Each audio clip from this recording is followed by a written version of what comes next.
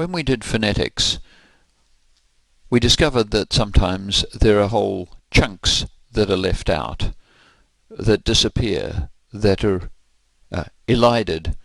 Consonants disappear, sometimes whole syllables disappear, vowels disappear. Well, the same thing happens in grammar. There are times when things are just not there. But as with phonetics, it isn't something that needs to concern us, because with phonetics we reconstruct what was there on the basis of what is there, and we do the same with grammar. I'll just illustrate with a couple of examples.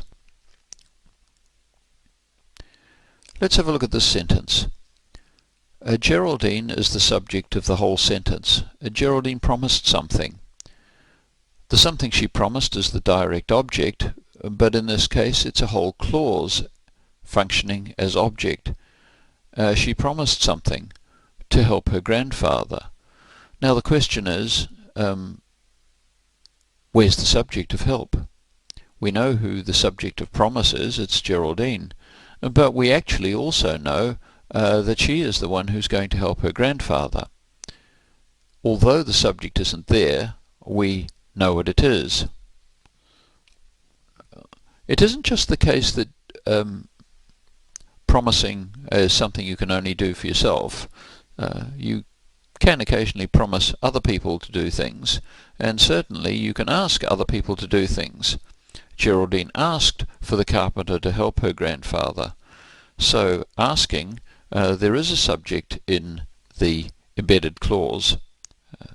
The carpenter is going to do the helping. Geraldine isn't going to do the helping. So some clauses can have an empty subject position, and the empty subject position is rather like a pronoun. You remember pronouns, they have antecedents, and this triple question mark kind of empty bit actually has an antecedent, and it's Geraldine.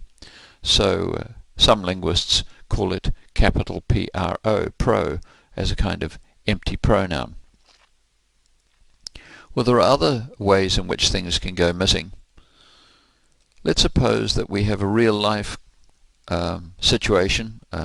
Somebody in the office is jealous. They've heard that Speaker B was allowed to go on holiday when presumably they weren't. How was it you got permission to go on holiday? Speaker B says, John asked. But hang on, ask requires an object. You can't just ask, you have to ask something.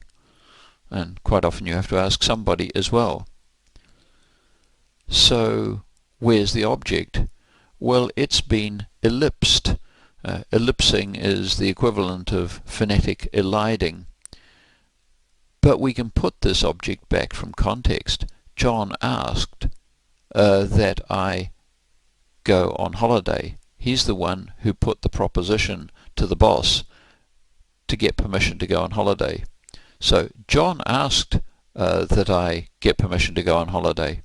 And John, of course, we can infer, is a terribly important person, and that's why he got permission to go on holiday.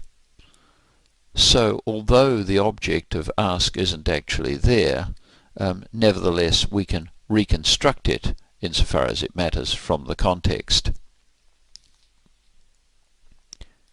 So that's the story. And in conversations, as with the fast rates of speech, so in conversations with grammar, things can end up disappearing, but we can interpret them from context.